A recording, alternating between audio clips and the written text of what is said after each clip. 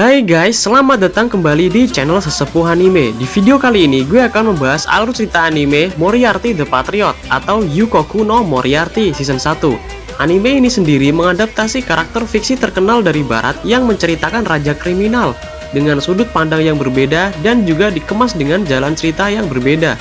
Untuk lebih jelasnya, kita langsung masuk aja ke ceritanya.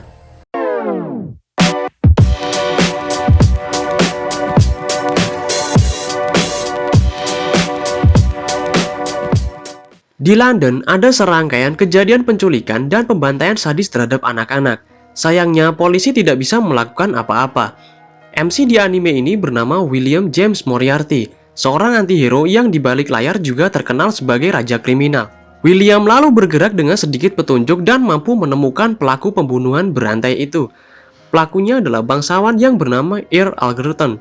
William lalu menemuinya dan menjelaskan bahwa jasnya dirancang oleh Eden, perhiasannya dibuat oleh Goldstein Jewelers, arlojinya dari Air Master Clocksmith, topinya dari Morgan Bros, dan kudanya berasal dari Shannon Racing Club.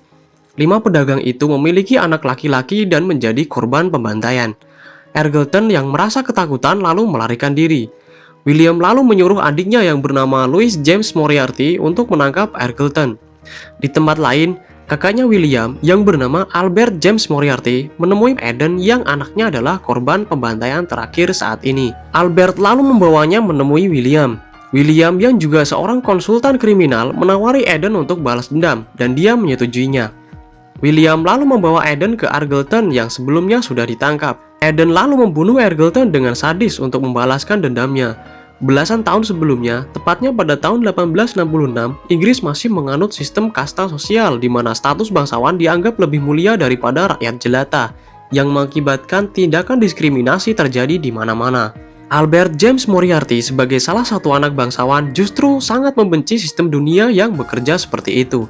Earl Moriarty menyuruh anaknya, Albert, untuk mencari anak yatim piatu yang akan mereka adopsi. Earl Moriarty melakukan itu untuk menyombongkan kebaikannya pada bangsawan lain. Di panti asuhan, Albert melihat seorang bocah laki-laki misterius yang menjadi konsultan berbagai macam orang karena kecerdasannya.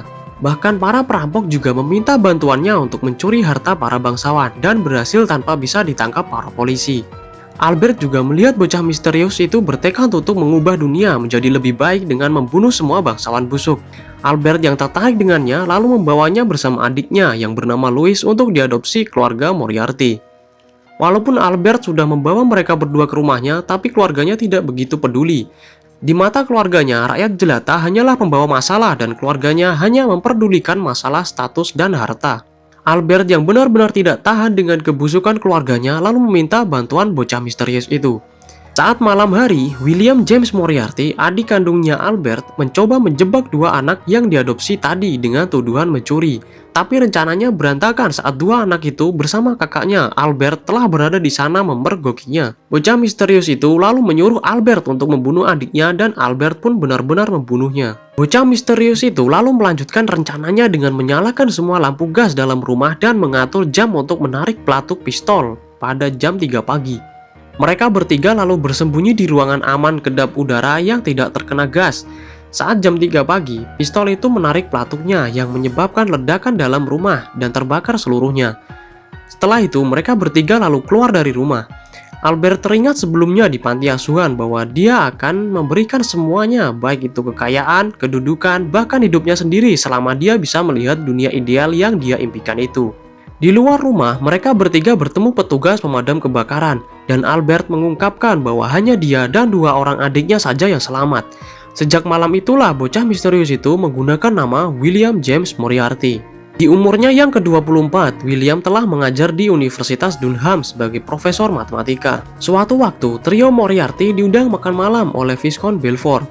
Belfort memiliki masalah jantung dan menggunakan obat quinine atau bisa disebut kina. Awalnya obat itu digunakan untuk malaria, tapi berdasarkan rekomendasi dokter pribadinya, kina juga bisa digunakan untuk penyakit jantung. Obat kina itu dibuat sendiri dari tanaman kina yang dirawat di konservatorinya. Setelah makan malam, Belfort mengajak mereka ke konservatorinya untuk menunjukkan semua tanaman langka yang dikoleksinya. Di sana mereka bertemu tukang kebun bernama Benjamin Burton. Dia juga memiliki istri yang bernama Michael Burton. Mereka berdua sangat membenci Belfort karena saat anak mereka sakit dan meminta bantuan dari Belfort untuk meminjamkan dokter pribadinya, Belfort malah mengusir mereka dan akhirnya anak itu meninggal. William sebagai konsultan kriminal lalu menawarkan bantuannya pada Burton untuk membalas kematian anaknya. Trio Moriarty membawakan kue yang terbuat dari selai grapefruit pada Belfort. Selain itu, Burton dan Michael juga memeras jus grapefruit untuk disajikan pada Belfort. Kue dan jus yang sangat enak membuat Belfort ketagihan sampai timbul rasa sakit di jantungnya. William lalu memberikan obat kina pada Belfort dan Burton memberikan jus grapefruit untuk membantu menelan obatnya. Tapi anehnya Belfort malah tambah kesakitan dan diambang kematian. Dikutip dari Alo Dokter, grapefruit adalah buah persilangan dari jeruk manis dengan jeruk bali yang jika dikonsumsi secara berlebihan dan diminum bersamaan dengan obat-obatan tertentu akan berdampak sangat mematikan. William lalu menjelaskan bahwa interaksi antara furanokomarin dari grapefruit dengan efek obat kina akan menyebabkan tekanan darah turun tajam. William juga mengatakan bahwa ini adalah permintaan balas dendam dari keluarga Burton. Belfort pun mati di tempat setelah itu. Lucian Atwood, salah satu mahasiswa William, menghilang selama 3 hari. Dari penelusuran William, Lucian menjalin hubungan dengan Frida Macaulay, seorang pelayan bar. William lalu menemui pemilik bar di mana dia menjelaskan bahwa Lucian dan Frida walaupun berbeda kasta, tapi mereka saling jatuh cinta dan Lucian berjanji akan menikahinya. Saat Frida hamil, seorang pria misterius mendatangi Frida dan setelah itu Frida mati karena jatuh dari jembatan. Dari bukti yang ada, William menyimpulkan bahwa pelakunya adalah Dudley Bell, staf administrasi Universitas Dunham. Selama ini, Lucian sedang ditawan oleh Dudley dan dalam keadaan mabuk karena opium. William lalu meminta bantuan 2 rekan timnya, yaitu Fred Porlock yang juga ahli dalam mata-mata ataupun menyamar, dan juga Sebastian Moran yang juga ahli dalam hal menembak. Setelah itu, Fred lalu menculik Lucian dan membawanya ke dekat jembatan tempat Frida meninggal. Saat Lucian bangun, tiba-tiba Dudley menghampirinya dan menanyakan bagaimana cara dia bisa keluar. Dudley mengingatkan Lucian bahwa seorang bangsawan sepertinya tidak seharusnya jatuh cinta dengan pelayan rendahan seperti Frida. Tiba-tiba Frida keluar dari sungai dan mengejutkan Dudley.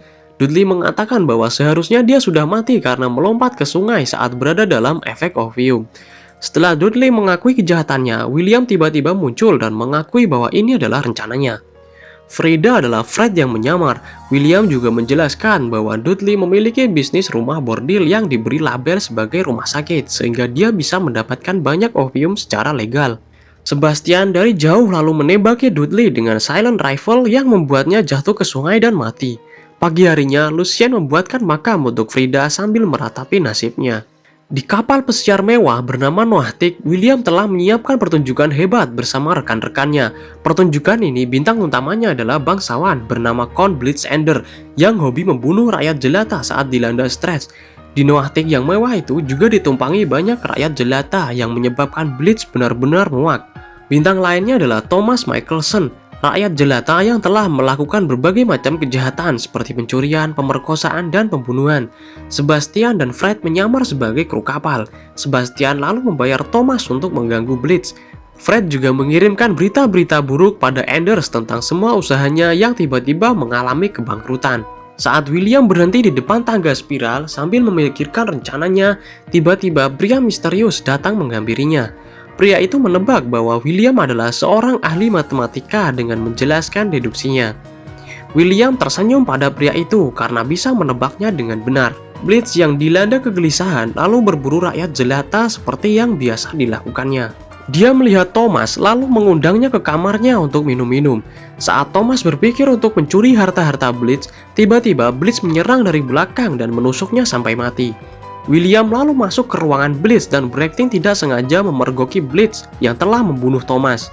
William lalu membantu Blitz membuang mayat Thomas ke laut dan menutupi kejahatannya.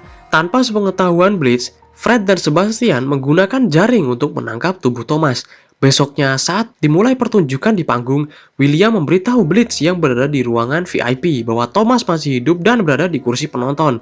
Blitz yang panik lalu berlari ke kursi penonton tapi Thomas sudah tidak ada. Ternyata Thomas palsu itu adalah Fred yang menyamar. Blitz yang kebingungan mencari Thomas lalu menemukannya dalam keadaan benar-benar mati. Tanpa ia sadari, Blitz sedang berada di atas panggung yang masih tertutup tirai. Untuk memastikannya, Blitz selalu menikam Thomas berkali-kali. Tiba-tiba tirai diangkat dan semua orang melihat pertunjukan pembunuhan yang nyata diperagakan oleh Blitz. Blitz yang ketakutan lalu berlari dan memanjat tiang, tapi Sebastian menembaknya untuk membuatnya jatuh. Blitz sempat melihat William tersenyum dan menyadari bahwa dia telah dijebak William, dan Blitz pun mati karena terjatuh ke laut. Saat William turun dari kapal Noatik, tiba-tiba dia dihampiri pria misterius sebelumnya. Pria itu mengungkapkan bahwa dia telah memeriksa tubuh Thomas dan meyakini bahwa dia telah mati 10-15 jam sebelum penusukan di atas panggung. Pria itu juga yakin bahwa ada seseorang yang telah mengatur kejadian ini dengan menjadikan Noatik sebagai panggung pertunjukan pembunuhan yang dilakukan oleh bangsawan. Pria itu lalu memperkenalkan dirinya bahwa dia adalah Sherlock Holmes, seorang konsultan detektif. Di kediaman Sherlock Holmes, Sherlock sedang dimarahi pemilik rumah yang bernama Miss Hudson karena belum membayar uang sewa. Untungnya Sherlock mendapat teman serumah baru bernama John H. Watson yang rela membantu membayar uang sewanya Sherlock. John adalah dokter yang baru saja kembali dari perang Afghanistan.